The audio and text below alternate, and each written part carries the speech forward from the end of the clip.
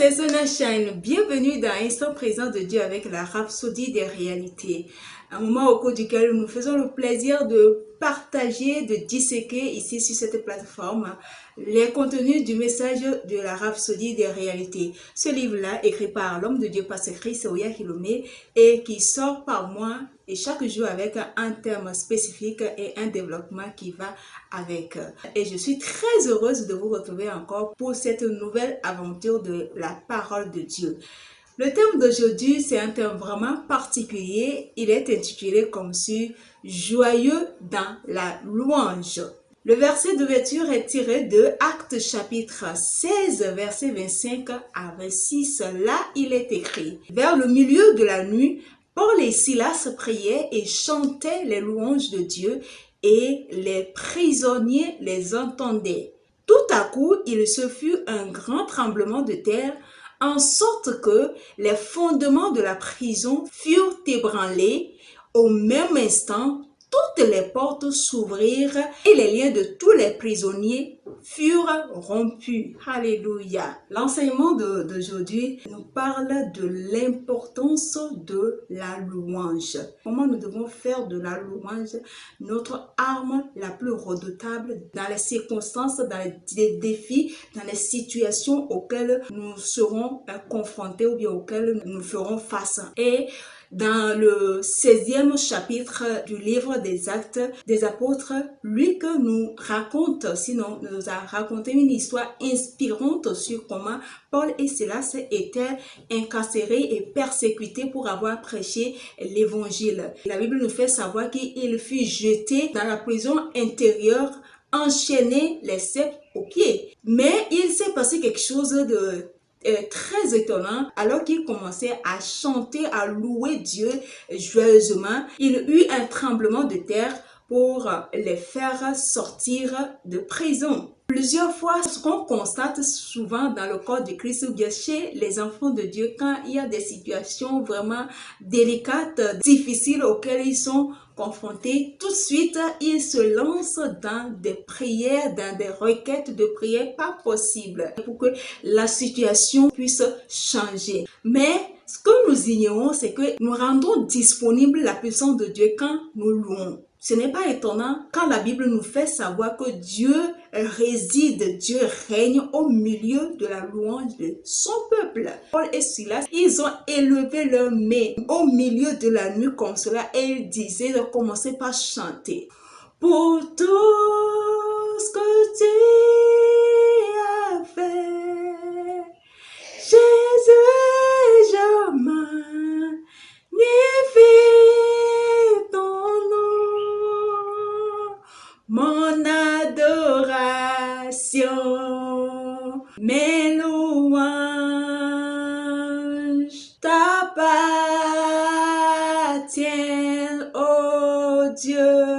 Alléluia. En tout cas, je ne sais pas quelle chanson il chantait, mais quand tu te mets à chanter, à louer Dieu, à être reconnaissant pour tout ce qu'il fait dans ta vie, à être reconnaissant pour les victoires qu'il t'a données et que tu es sûr que même dans ce défi auquel tu es confronté, que il va encore manifester sa gloire. Tu ne peux que le louer, lui dire merci. Ça veut dire quoi? Quand les situations surviennent, ne commettons pas l'erreur de nous focaliser sur la situation, mais consacrons-nous sur ce que la parole de Dieu dit. Consacrons-nous plutôt sur la puissance de Dieu qui est capable de nous faire sortir. L'Esprit de Dieu qui est capable de changer, de tourner la situation en notre faveur et rendons-le gloire, rendons-le grâce parce que nous savons que en toutes choses, nous sommes plus que vainqueurs et nous agissons depuis la position de victoire. Et la Bible nous l'a fait savoir dans 1 Thessaloniciens chapitre 5 verset 16, là il est dit soyez toujours joyeux. Et nous devons comprendre cela. Dieu ne veut pas que nous soyons malheureux pour quoi que ce soit. C'est vraiment important. Ce n'est pas le fait que nous allons fixer nos regards sur la situation, le problème, que ça va changer quelque chose. Non. Ou bien que nous allons commencer par être devenus sérieux en serrant notre mine comme cela, à vouloir chercher que tout le monde sache ce dans quoi nous passons, la situation que nous traversons en ce moment précis. Non, ces gens-là, ils vont peut-être écouter. La seule chose qu'ils peuvent te faire à la limite, c'est t'aider à te plaindre. Ils vont compatir, mais afin de quoi ils ne vont pas te trouver la solution. En tant qu'enfant de Dieu, nous devons avoir l'esprit qu'il y aura toujours des situations, sinon des circonstances qui tenteront toujours d'attirer notre attention et nous voler notre joie. Cela peut se traduire par une vague de mauvaises nouvelles pour nous rendre tristes ou en colère, ou bien des problèmes auxquels on pense. Ce que nous devons faire en ce moment, peu importe la situation, peu importe les défis, peu importe les circonstances, nous devons refuser de nous inquiéter de quoi que ce soit. Mais nous devons choisir de nous concentrer sur ce que la parole de Dieu dit. Qu'est-ce que la parole de Dieu a dit en ce moment précis? C'est ce que nous allons voir dans 1 Pierre chapitre 5 verset 7. Là, il est écrit: et déchargez la totalité de vos soucis. C'est-à-dire que toutes vos anxiétés, vos peurs, vos préoccupations, une fois pour toutes, sur lui, car lui-même prend soin de vous affectueusement et se préoccupe de vous avec attention. C'est important.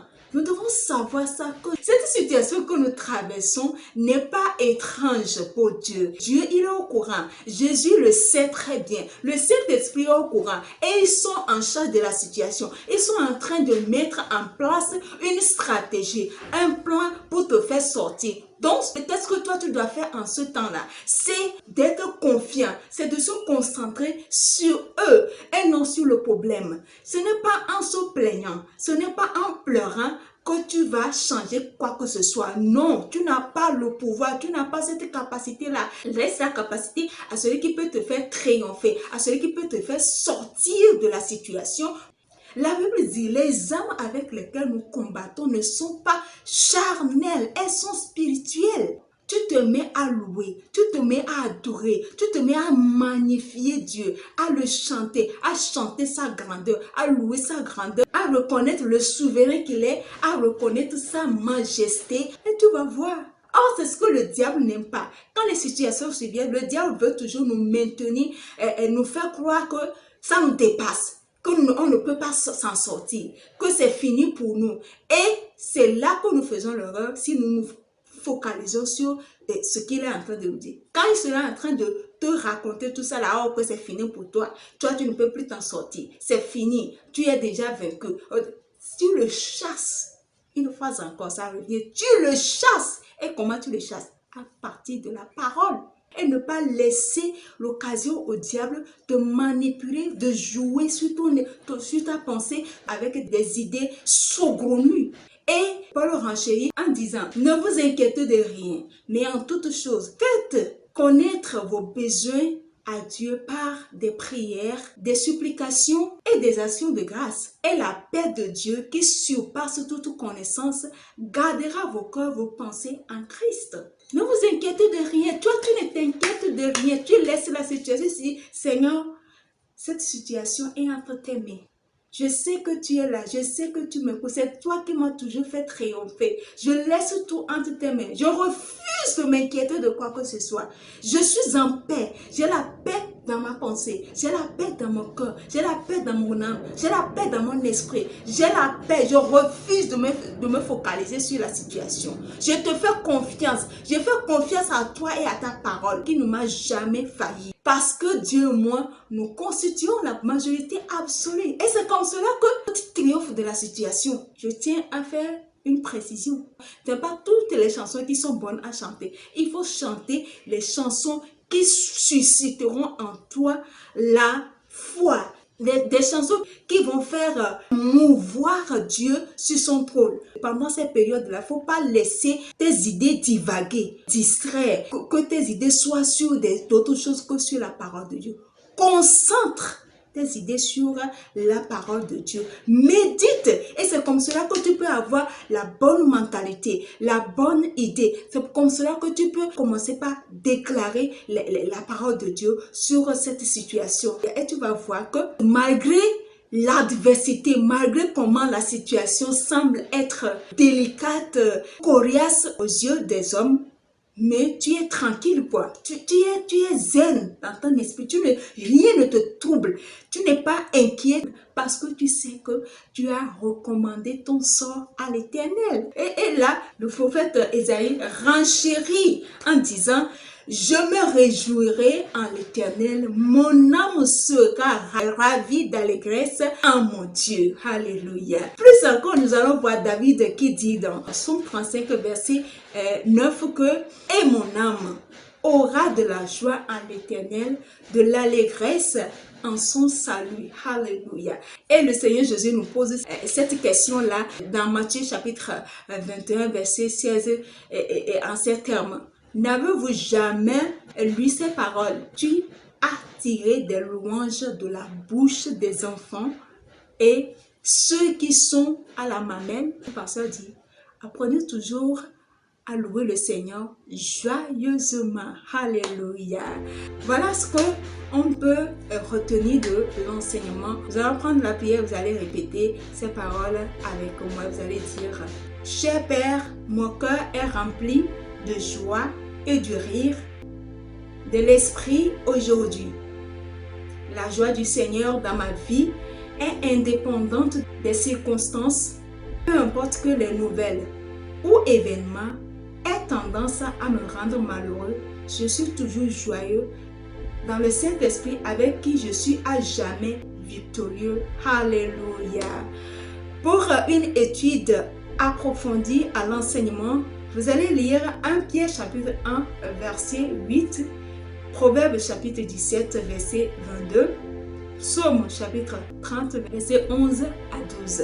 Pour une étude de la Bible en un an, vous allez lire Marc chapitre 10 verset 32 à 52 et puis Nombre chapitre 14 et chapitre 15. Pour une étude de la Bible en 2 ans, les versets sont Actes chapitre 24 verset 1 à 9 et Psaume chapitre 56. Alléluia. Si aujourd'hui est votre première fois de tomber sur cette vidéo et que vous savez que vous n'avez pas encore fait de Jésus votre sauveur et Seigneur personnel, c'est le moment de le faire. Vous allez répéter après moi. Ô Seigneur Dieu, je crois de tout mon cœur en Jésus-Christ, Fils du Dieu vivant. Je crois qu'il est mort pour moi et Dieu l'a ressuscité des morts. Je crois qu'il est vivant aujourd'hui. Je confesse de ma bouche que Jésus-Christ est le Seigneur de ma vie à partir d'aujourd'hui. Par lui et en son nom, j'ai la vie éternelle. Je suis né de nouveau. Merci Seigneur d'avoir sauvé mon âme. Je suis désormais un enfant de Dieu. Alléluia. Félicitations. Bienvenue dans la grande famille des enfants de Dieu, dans la famille des illuminés, dans la famille des champions, dans la famille des choisis.